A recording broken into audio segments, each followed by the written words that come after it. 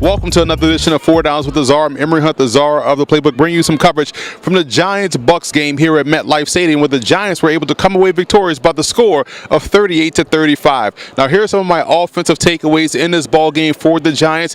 It was more jazz as opposed to pots and pans early in this ball game. They got the run game going, did a great job also of operating off play action. And when you look at Eli Manning, only missing one pass in the ball game, a deep shot to Saquon Barkley on the far end of the football field, you have to be excited about what they can do offensively. You saw Sterling Shepard make key plays on third downs. You saw Saquon Barkley go over 120 plus yards rushing. Eli Manning had a really good day. Evan Ingram on this end of the field did a really good job of breaking the game open and coming up with a clutch big play in the passing game. And obviously Odell Beckham Jr. is Odell Beckham Jr. scoring a touchdown here on this end of the end zone as well. So the entire offense got involved. And I thought the key part of the game was the fact that their interior offensive line, guard, center guard, did a great job in dominating the Bucs up front along the line of scrimmage. It's because of that they were able to have success in running the football and also protecting Eli Manning.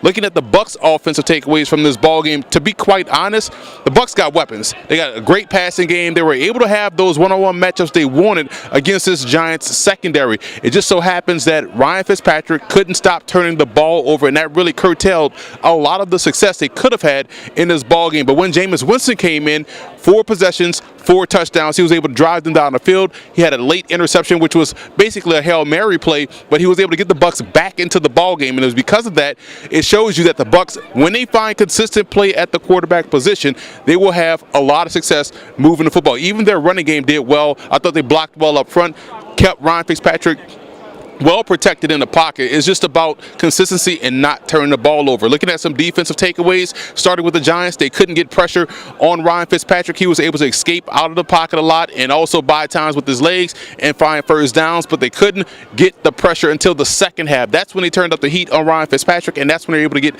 pressure on him for some ill-advised passes, and they were able to turn the ball over. Their turnovers is really what helped them in this ball game. You look at the Bucs defense. Their defense, I thought, held their own in the secondary. It was against the run where they struggled. I really am concerned about the Bucs defensive line and their inability to stop the run. To me, that's a key part of where they have to get better moving forward. To be quite honest, when you look at the Giants football team, special teams was huge today. And when you look at Corey Coleman, this is his second game in a row where he's made a big play on special team as far as returning is concerned. I think the more he becomes a threat as a returner, you're starting to see a little bit more time in the passing game in a regular offense. He's going to be a quiet addition to this roster that's going to pay a lot of dividends as a 4th receiver. So he's still growing in that role, or maybe even a 3rd receiver. So he's going to continue to grow in that role. But overall, great day for the Giants offense. Solid day for the Bucs. For the Giants defense as far as turning the ball over, but there's still some room to grow as far as getting pressure and also stopping the run. But overall, great day for the Giants. They got the win. The Bucs, there's a lot of positives to take from this ball game. Their personnel is where it needs to be offensively. They have to get healthy on defense, and they have to get better to stop the run. But looking at some players of the game, I'm going to give to Saquon Barkley for the Giants. Over 140 yards rushing. Outstanding day for the rookie. Doing a great job early establishing himself and that ground game against the Bucs. And for the Buccaneers, I have to give it to their receiving core.